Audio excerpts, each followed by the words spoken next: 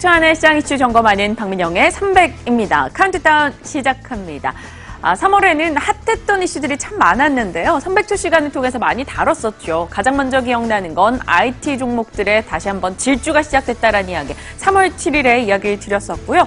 또 계속 제약바이오 쪽에서 요즘에는 화두가 되고 있는 게 바로 줄기세포 관련주. 3월 13일에 또 자세하게 이야기 나누며 메디포스트에 대한 증권가의 긍정적 시각들을 전해드린 바가 있습니다.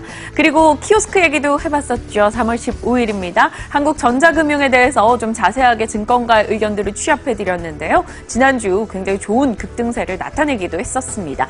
그리고 전기차 관련한 이야기는 매달 꾸준히 언급을 드렸던 것 같고요. 2월 22일에 전기차 이슈를 다시 한번 짚어봤던 바가 있습니다. 오늘 전기차 이슈 다시 한번 점검하고자 꺼내봤습니다. 한동안 쉬다가 다시 한번 그 낙폭을 단숨에 만회하며 질주를 시작하고 있는데요. 이들 업체들 들여다보도록 하죠. 3월 전기차 관련주들은 선전하고 있습니다. 모멘텀은 세계 각국에서 친환경차에 대한 지원이 시작되고 있다는 점, 그리고 세계 각 글로벌 자동차 업체들이 친환경차를 사랑하며 개발에 박차를 더욱더 강하게 내고 있다는 점이 되겠습니다. 그래서 전기차 관련 종목들의 모멘텀은 충분히 커지고 있다는 의견들이 나오는데요. 정책에 대한 이슈부터 좀 더 자세히 들여다보겠습니다.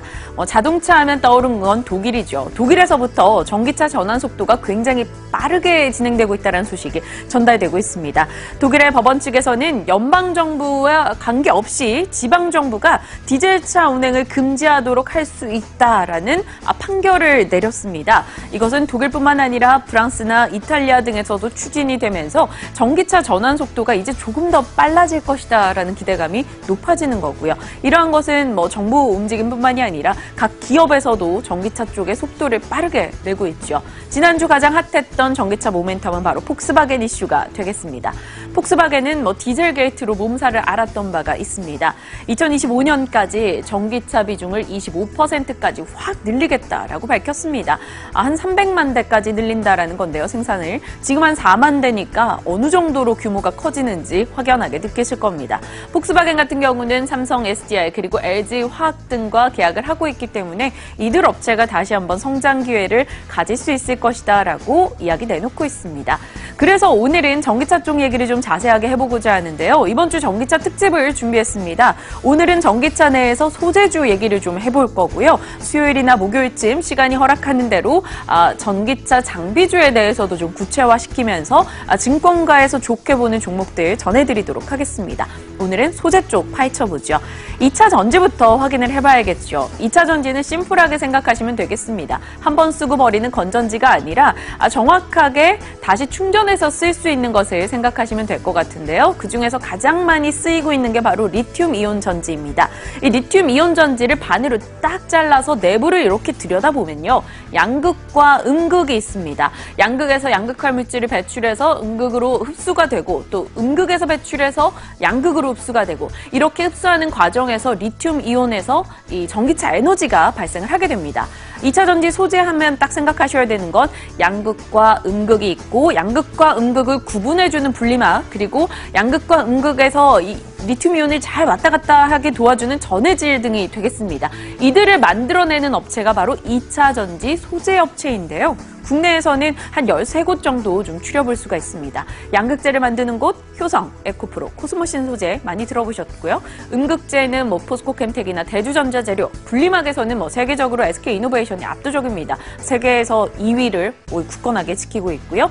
전해질에서는 솔브레인, 후성, 리캠 등이 되겠습니다. 이들에 대한 실적 기대감은 굉장히 높은데요. 이어서 좀 보도록 하겠습니다.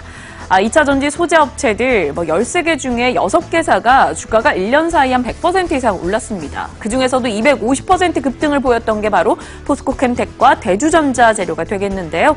대주전자재료는 2018년도 영업이익이 급증할 것이란 전망이 나옵니다. 지난 4분기까지만 해도 실적이 좀 좋지 않았었는데 올해부터는 실적 모멘텀을 크게 받아갈 수 있다는 전망이 나오고 있고요. 그래서 이 증권가에서 역시나 긍정적인 의견을 내놨죠. 현대차투자증권 의견 보겠습니다.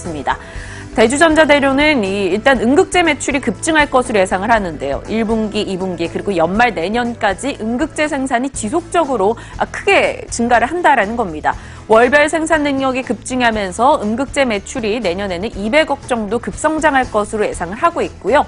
그에 따라 실적도 업, 주가도 업 될 수 있을 것이다라고 현대차 투자증권에서 긍정적인 시각을 제시했네요. 꾸준하게 이들 종목도 관심을 가져보시면서 살펴보시길 바랍니다. 카운트다운 종료합니다. 2차 전지 관련한 소재 업체들에 대한 이야기 해드렸는데요. 대주전자 재료에 대해서 긍정적인 의견, 증권가에 소개를 해드렸지만 사실 대다수의 종목군에 대해서는 실적이나 모멘텀, 주가에 대한 긍정적인 의견들이 나오고 있습니다. 한번 내가 원하는 사업부가 어디인가 잘 파악해 보시면서 좀 집중적으로 관심 가져보시는 것도 좋을 것 같네요. 지금까지 박민영의 300이었습니다.